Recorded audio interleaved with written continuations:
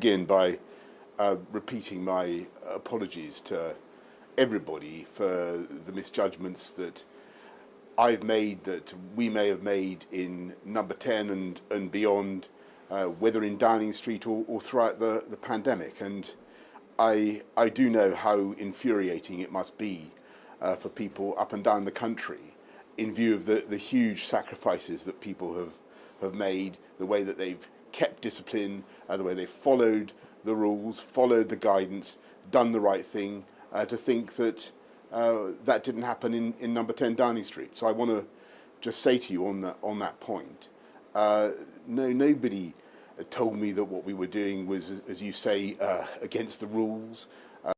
Assalamu alaikum wa rahmatullahi wa barakatuh, brothers and sisters. You've just seen the clip I've just shown you as my reaction towards Boris Johnson's pilfered lies. Now let me be absolutely bone-faced clear with you here, yeah?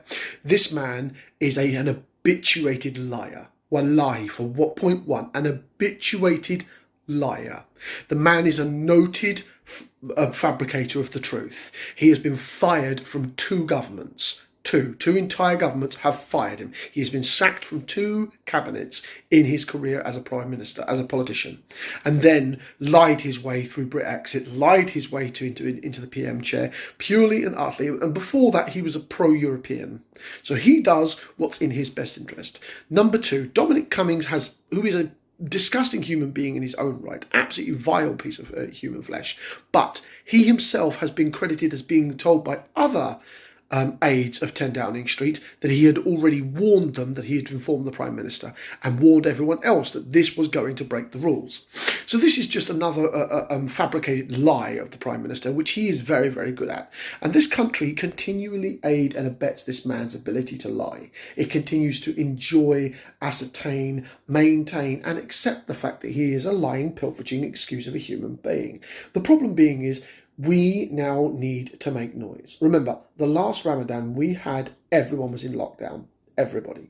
We couldn't see friends, we couldn't see family. People were dying in this country. Wallahi, people were dying and he went off to have a party. You see, he is a living example of one rule for one rule for another. And there is nobody in that cabinet who might be lining themselves up to replace him who weren't on board with this. Remember, before you all lamp your blame into Boris Johnson, remember, entire elements of that party and that particular group of elitists were all on board. It is now time for change. It is now time to push to get a Labour government elected, even if I personally can't stand Keir Starmer. And I don't like the man, and I never have. And I think he's got the charisma of a garden slug. He is still a technocratically better politician than everybody in that cabinet. And I'm not a supporter of Keir Starmer. I'm not. But I prefer him over this lying bastard who has literally defrauded this country, damaged this country, and pretty much played us up the river. Yeah, I'm not some far leftist either, and I couldn't stand Corbyn, let's be fair about this. When Labour put him and Johnson, I held my nose and voted for the Tories. But let me be fair about that. That's because Corbyn would have run our economy into the ground. As a fundamental point, though, when we are coming to this conversation, whether we like it or not, Starmer is 1,000 times better than this man and almost anybody else in that cabinet. And it now needs to be said. He's lying. He's lying, he's lying. And that's all Boris Johnson has ever done, is lie, misdirect and misappropriate how he maintains his words. We all know this. We've all seen it. We've all heard it before.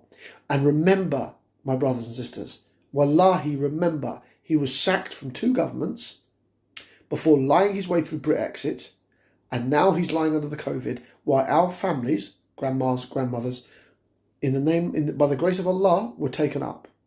And now we need to hold this pilferage's son of a so-and-so accountable.